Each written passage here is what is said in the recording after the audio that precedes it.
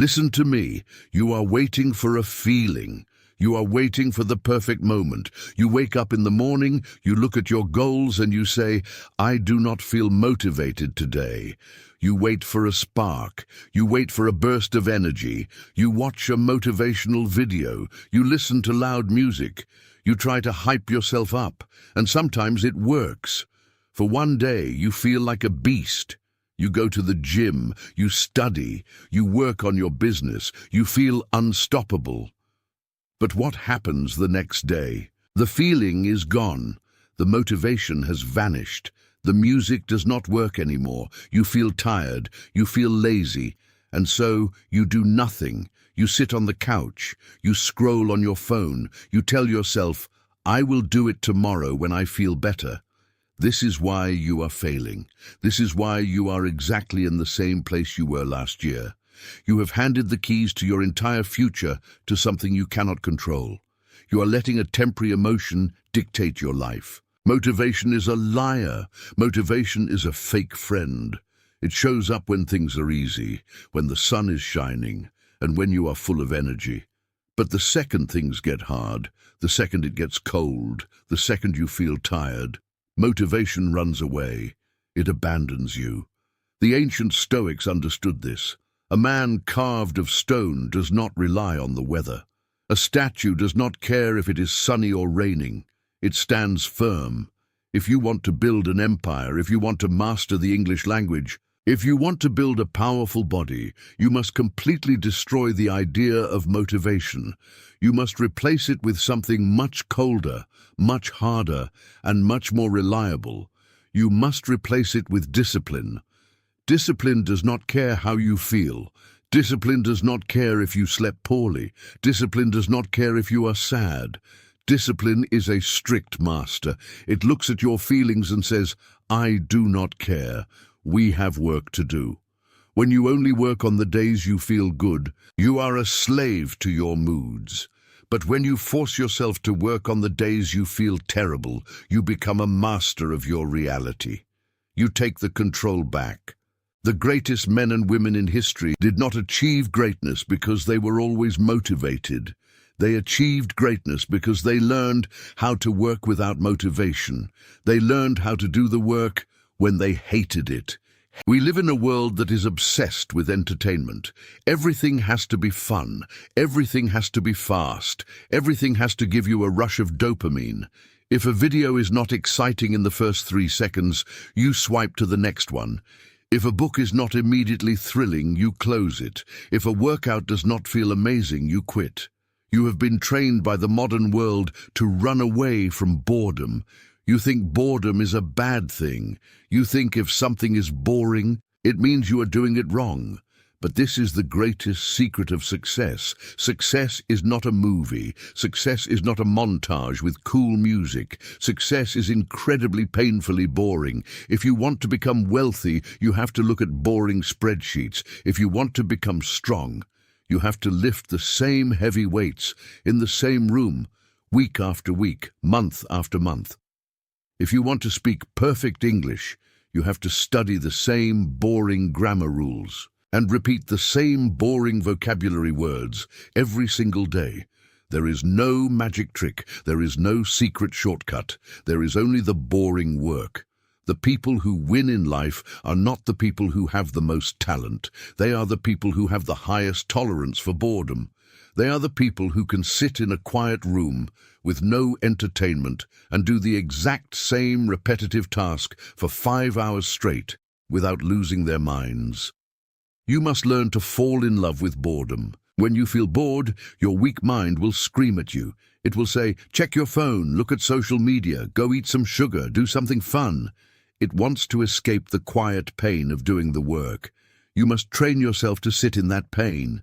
When the urge to check your phone hits you, you must stop, breathe, look at the urge, and tell it, no, we are staying here. The Stoic embraces the boring work because the Stoic knows that repetition is the mother of mastery. A sword is not forged with one giant exciting strike of a hammer. It is forged by hitting the hot metal thousands and thousands of times. Most of those hits are boring. Most of them look like they are doing nothing. but eventually the sword becomes razor sharp. Your mind is the sword. Your daily habits are the hammer. Stop looking for the fun way to do things. Stop looking for the exciting hack. Accept that the path to greatness is a long, quiet, lonely, and boring road. Embrace the repetition. When you can do the boring work day after day without needing applause, without needing music, and without needing motivation, you become a very dangerous person. You become unstoppable. One of the biggest reasons you fail to do the boring work is because you give yourself a choice. You wake up in the morning, the alarm rings, and a conversation starts inside your head. Your brain says, "We are tired. Maybe we can skip the workout today. Maybe we can study tomorrow. We worked hard yesterday. We deserve a break." You start debating with yourself. You start negotiating. And the moment you start negotiating with your own lazy mind, you have already lost. Your lazy mind is a master debater. It will always find a perfectly logical excuse for why you should do nothing. To build Stoic discipline, you must make a new rule. You do not negotiate with yourself. When you make a schedule, it is no longer a suggestion. It is a law. It is written in stone. Think about brushing your teeth.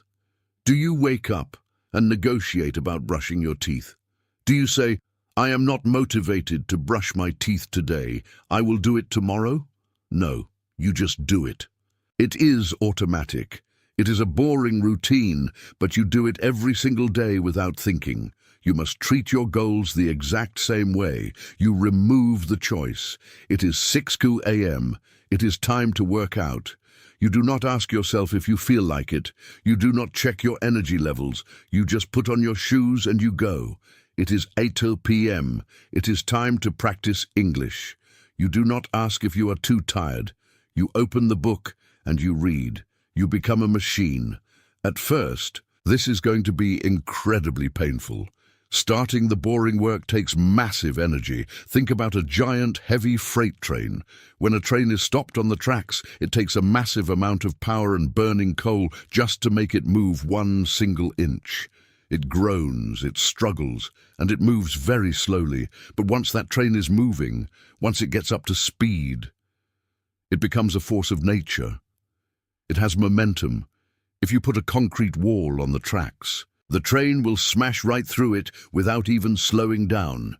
Your discipline is the exact same way. Day 1 is going to be terrible. Day 2 is going to be worse. Your mind will scream. Your body will fight you. Pushing the heavy train to start moving is the hardest part. But if you refuse to quit, if you force yourself to do the boring work every single day, you will build momentum. By day 30, it will feel normal.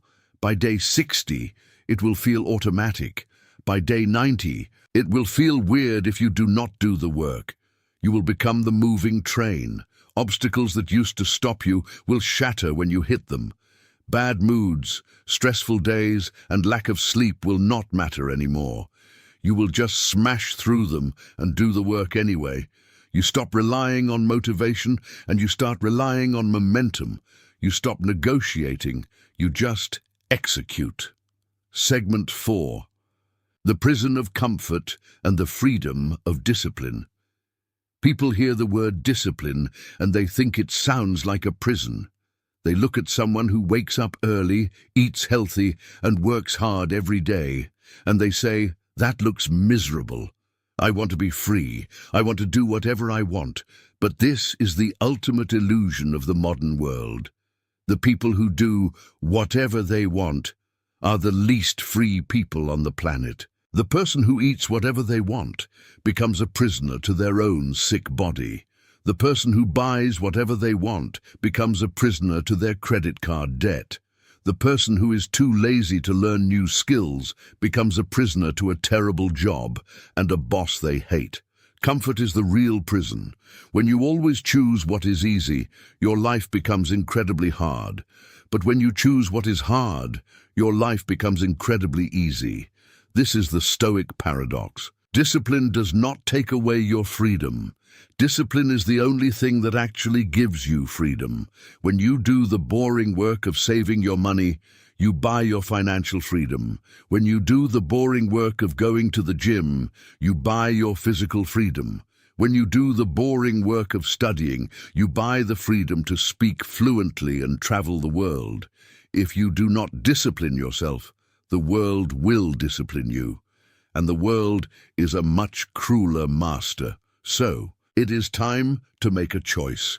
Are you going to keep chasing motivation? Are you going to keep waiting for the perfect day? Are you going to keep complaining that success is too hard, too long, and too boring? Or are you going to become a creature of stone? You must embrace the boredom. You must fall in love with the quiet, lonely, repetitive work. Let the rest of the world scroll on their phones. Let them party. Let them sleep in. Let them chase cheap entertainment and fast dopamine. Let them be soft. You will be in the shadows doing the boring work. You will read the pages. You will lift the weights. You will save the coins. You will build your inner citadel brick by boring brick. You will not complain. You will not negotiate. And one day you will emerge. You will step into the light. And the people who laughed at you, the people who called you boring, will look at you in absolute shock. They will wonder how you did it. They will ask for your secret. They will ask for your magic trick. But there is no trick. You simply mastered your mind. You did the boring work, and you became completely untouchable.